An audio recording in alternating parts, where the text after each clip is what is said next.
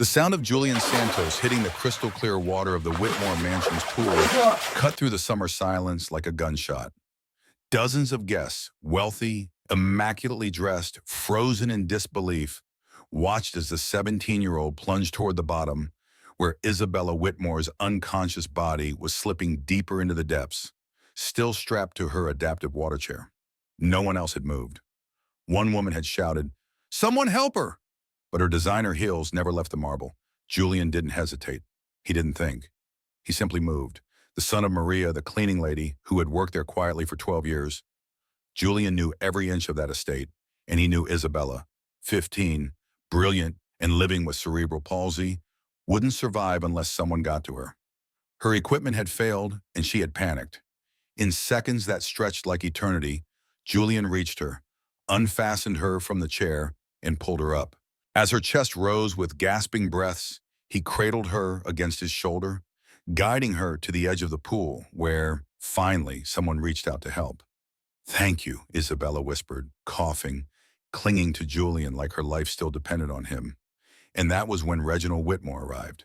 Not with gratitude, not with relief, but with fury. He shoved past his guests, his face flushed, not because his daughter nearly drowned, but because the wrong person had saved her. "What the hell are you doing in the social area?" he barked at Julian, who was still soaked, standing by the water. "Didn't your mother teach you to stay in your place?" Julian looked at him, not with fear, but with something much more dangerous: composure. At 17, Julian already knew that men like Reginald saw boys like him not as heroes, but as threats.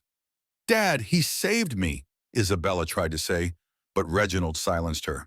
"You shouldn't have been using that defective chair," he snapped. Then he turned back to Julian. "You'll regret this. Mark my words." But Julian's silence wasn't fear, it was strategy.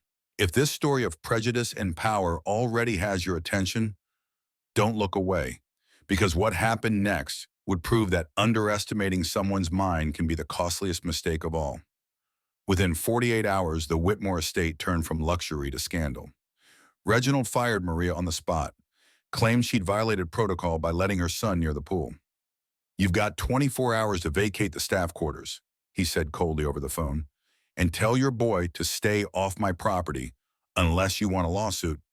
Isabella tried to speak up, but her father doubled down. He took her phone. He canceled her adaptive swim therapy, the one thing that gave her independence. Then he hired a full-time nurse to monitor her movements. "You don't understand, sweetheart," he explained in that patronizing tone the wealthy use when trying to sound kind. "People like them don't do good things without expecting something. He saved you for the attention, not out of kindness." But Isabella knew better. She remembered all those afternoons Julian sat beside her doing homework while Maria cleaned. She remembered the books he brought from the public library, the jokes during physical therapy, the way he treated her like a friend, not a burden. Her father would never understand that not everything is a transaction. Meanwhile, in a small rented apartment on the outskirts of the city, Julian sat at the kitchen table, calmly organizing his schoolbooks. "Don't worry, Mom," he said with quiet assurance. "We'll be okay." Maria watched him with a storm of pride and fear. Her boy had always been different. When other kids asked for toys, he took apart broken radios to see how they worked. When others complained about teachers, he read ahead. When they threw racist slurs at him in school, he topped every exam. "You're smart," she warned. "But Reginald Whitmore is powerful. He can destroy people like us." Julian didn't flinch. He smiled, not a bitter smile, but the kind that said, "You just gave me exactly what I needed." "Remember the story about Grandpa?" he asked. "How he built our first home, brick by brick, even when they said a black man could never own property here?" Maria nodded, unsure where this was going. "He didn't build it to prove he was right. He built it to prove they were wrong." Julian opened an old laptop, one he'd fixed himself, and began to type. "Reginald Whitmore thinks he knows me," he thought. "Thinks I'm just another scared kid from the projects." But while Reginald celebrated getting rid of the Santos family, Julian was already digging. Business records, political donations, lawsuits, government contracts, everything that could be found with patience, intelligence, and a will to fight. By 13, Julian had taught himself to code after fixing a broken desktop from a scrapyard. His fingers moved across the keyboard now with the precision of a pianist. "What are you doing?" Maria asked. "Research," he said simply. But there was something in his voice that made her sit down, sensing that this wasn't teenage rebellion. This was the beginning of something far bigger. Julian Santos, son of a housekeeper, raised without a father, dismissed by the powerful, was about to show Reginald Whitmore that there's nothing more dangerous than underestimating the intelligence of someone who has nothing left to lose. Each new piece of information lit up Julian Santos's eyes with a fire his mother knew all too well, one that thrilled her and terrified her at the same time. It was the same intensity she had seen when he first dismantled broken radios as a boy, the unmistakable joy of someone who had just figured out how the puzzle fits together. 1 week after his humiliating dismissal from the Whitmore estate, their tiny kitchen had transformed into a full-blown investigation command center.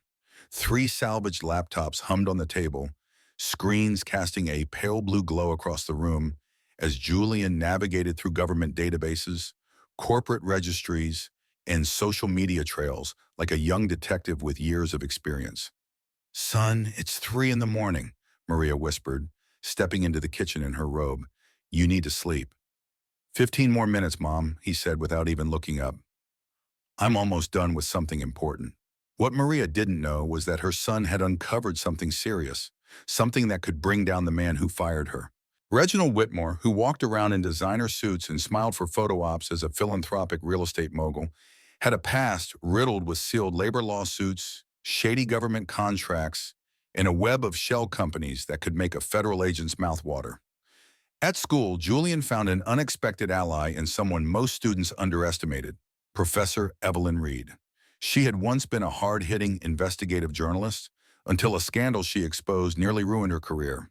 She caught on to Julian's quiet digging when he started asking unusually sharp questions about corporate liability and legal loopholes during ethics class. "You're investigating someone, aren't you?" she asked him after class one day. Julian hesitated, but there was something in her voice that made him feel safe. "Yes, ma'am," he finally said. "The man who fired my mom." Evelyn didn't pity him. She respected him. "Show me what you've got." And when he did, she was stunned. In just a week, Julian had pulled together documentation that would take most reporters months to compile. "You have a gift," she said, "but you'll need legal backup to do this right, the kind that can protect you from the fallout." Meanwhile, Reginald Whitmore continued to operate with the confidence of someone who had never once faced consequences. He had hired a private security firm to monitor Julian and Maria, convinced they would retaliate in some reckless, emotional way. "People like them are predictable," he said smugly over the phone to his attorney. "A lawsuit, a social media tantrum, nothing a few thousand in legal fees can't clean up." What Reginald didn't know was that his own security system, the one he insisted have mobile remote access, had a gaping vulnerability.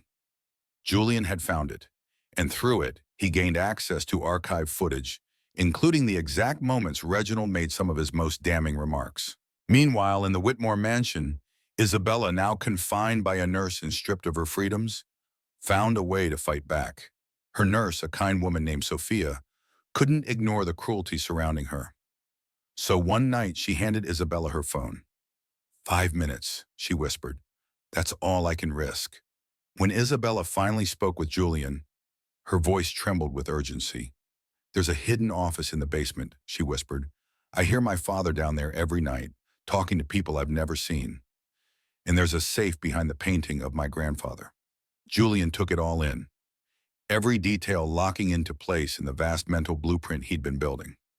That information connected with months of research in a way that made perfect sense to him and to no one else. Evelyn introduced Julian to Marcus Bellwether, a civil rights attorney who handled social injustice cases pro bono. Marcus was immediately intrigued, not just by the evidence, but by the depth of Julian's work. "You're 17, he said, flipping through a dossier, "and you're already doing better prep work than half the lawyers I know." Julian met his gaze without flinching. "They only have power over what you let them see," he said. "I've been careful not to let them see anything they can hurt." Over the next 2 weeks, while Reginald basked in his false sense of victory, Julian worked 18-hour days assembling every document, every recording, every contract with quiet surgical precision. Maria watched him with a blend of awe and worry. Her son, who had always been wise beyond his years, now displayed a kind of calculated resolve that unnerved her. This wasn't about revenge anymore. It was something bigger. "Mom," Julian said one morning, finally powering down his laptop as daylight bled through the window. "Remember what you always told me about Grandpa building our first house?" "Of course," she smiled. "Brick by brick." Julian nodded. He didn't do it to prove he was right. He built it to prove they were wrong. For the first time in weeks, Maria saw a genuine smile on her son's face. And that's when she knew. This wasn't anger. It was purpose. "Reginald thinks I'm just another angry kid," Julian said quietly. "Someone who'll give up when the rage dies down. But I'm not building revenge, Mom. I'm building a legacy." He opened a folder on his screen. Months of meticulous work organized and ready. "And when I'm done, everyone will know exactly who Reginald Whitmore really is." That morning light hit his face just right, and Maria felt it deep in her bones. She was witnessing something extraordinary. Reginald Whitmore had unleashed a force he couldn't control. Not a storm of rage, but a rising tide of truth. A force that wouldn't stop until justice had a name. Monday morning began like any other. Reginald had just sat down with his espresso when his phone lit up. 53 missed calls by 8 a.m. His secretary was in full panic. The Whitmore Holdings building was surrounded by reporters. His wife had locked herself in their bedroom and refused to speak to him. "What the hell is going on?" he barked at his lawyer, Sterling Hayes. But Hayes didn't answer right away. He stepped inside the office, shut the door gently, and turned on the soundproofing. A feature reserved only for one kind of conversation, the catastrophic kind. "Reginald," he said quietly, "we need to talk. Someone had leaked everything. And when I say everything, I mean every buried secret, every incriminating file, every whispered conversation Reginald Whitmore thought would never see daylight."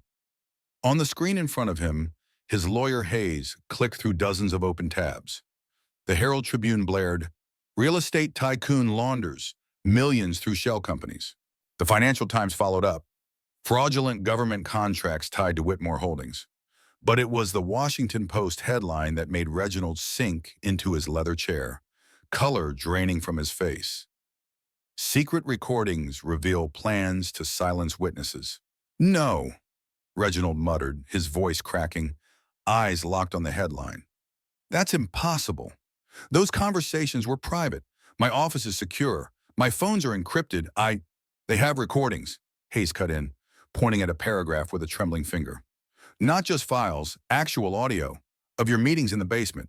The ones where you said, verbatim, how you'd handle the Santos problem if they didn't stay in their place." Reginald went pale. That office wasn't just secure, it was a fortress. No one, not even his wife, knew about it. He stammered, Who? Who could have done this?" And then the answer flashed across his inbox. An email. No attachments, no threats. Just a message. The signature was simple. "T.S., Mr. Whitmore," it began. "Over the past 6 weeks, I've documented your criminal actions using publicly available data, breaches in your own security systems, and statements from people you dismissed as irrelevant. Your shell companies, exposed. Your illegal contracts, traced. Your threats, recorded. Your negligence toward Isabella, on film. You once said people like me are predictable. You were right. I predicted every arrogant move you'd make once exposed. The difference between us is this. You use power to destroy. I use intelligence to protect.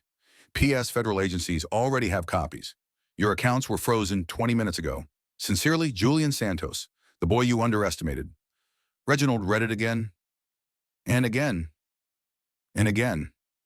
But the words didn't change. A 17-year-old had dismantled an empire he spent decades building. He frantically opened his banking app, access denied. Again and again, all frozen.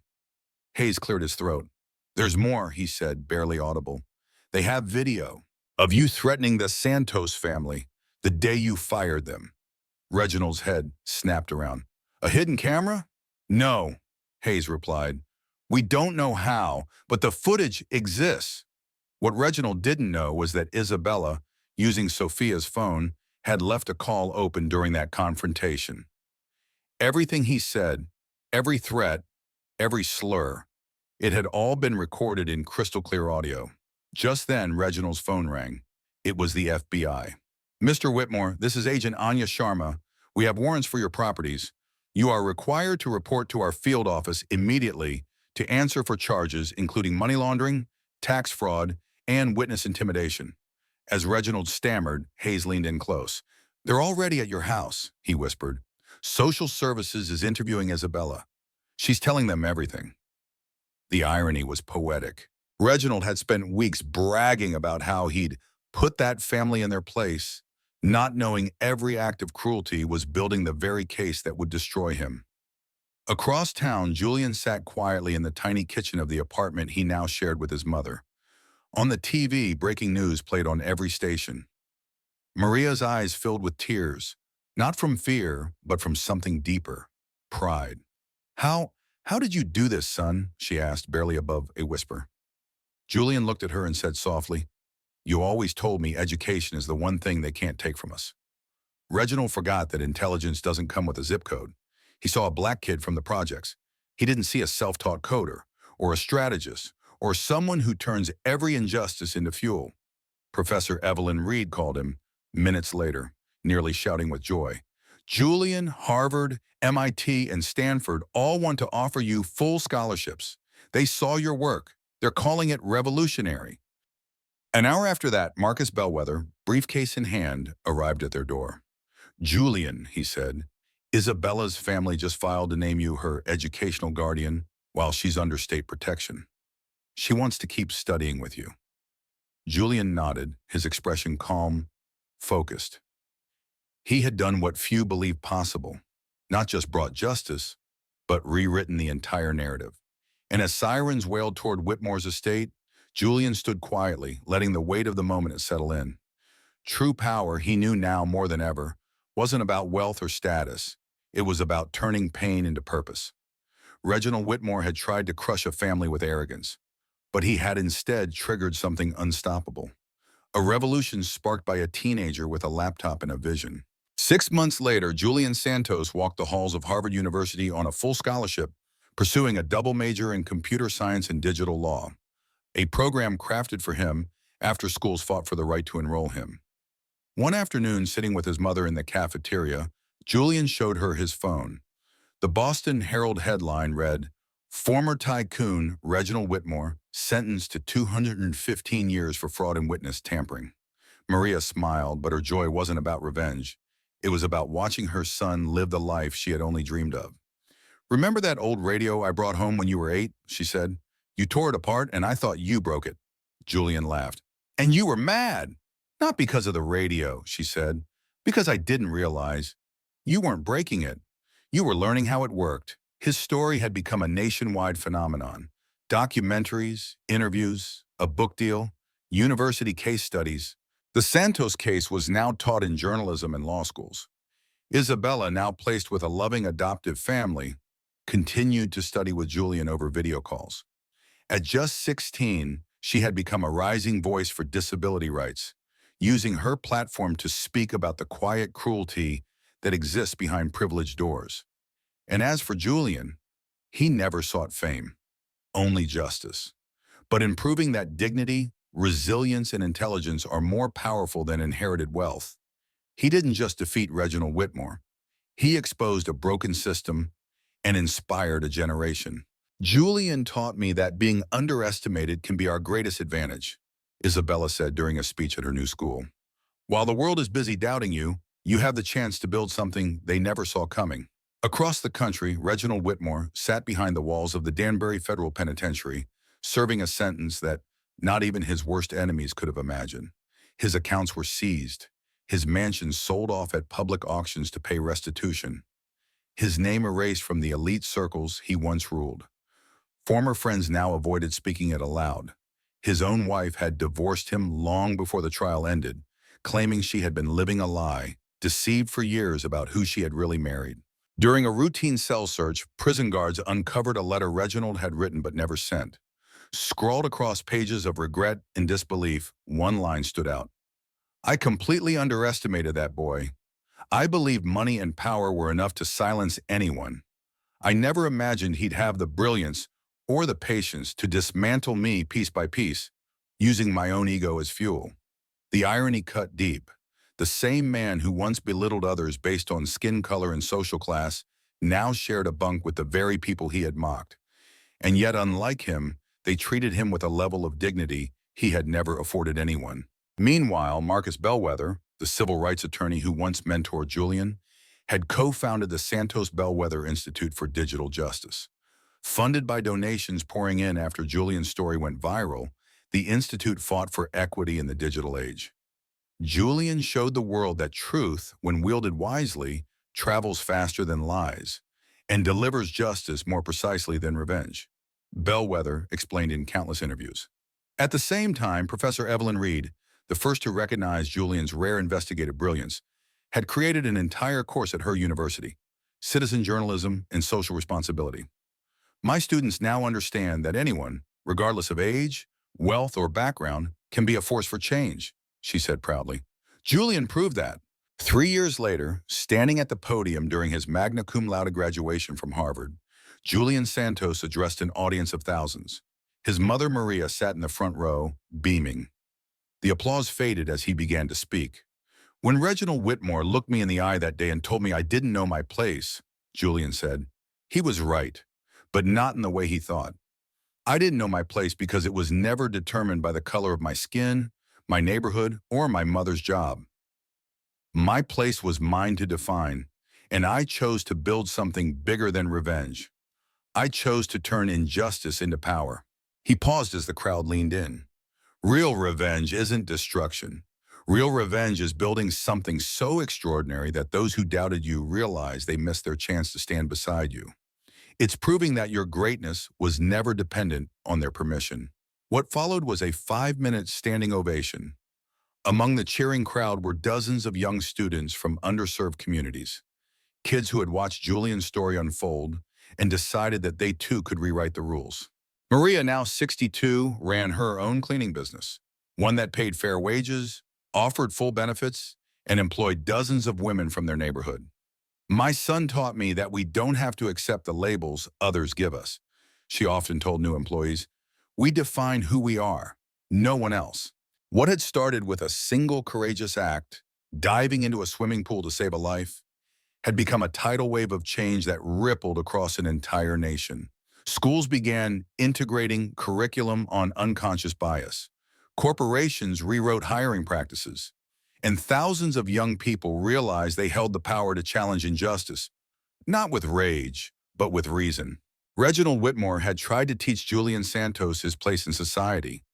In the end, Julian taught the world that no place is too small for someone with the courage and brilliance to transform prejudice into purpose. The final lesson was clear: arrogance consumes itself, but intelligence, when driven by a just cause, builds legacies that last for generations. Julian didn't just defeat the man who tried to crush him. He proved that true power doesn't reside in wealth, influence, or connections. It lives in the mind of anyone who sees injustice and dares to do something about it. And if you believe that the best revenge is the kind your enemies could never imagine, don't forget to subscribe to this channel for more stories that prove when justice meets intelligence, the truth will always find its way.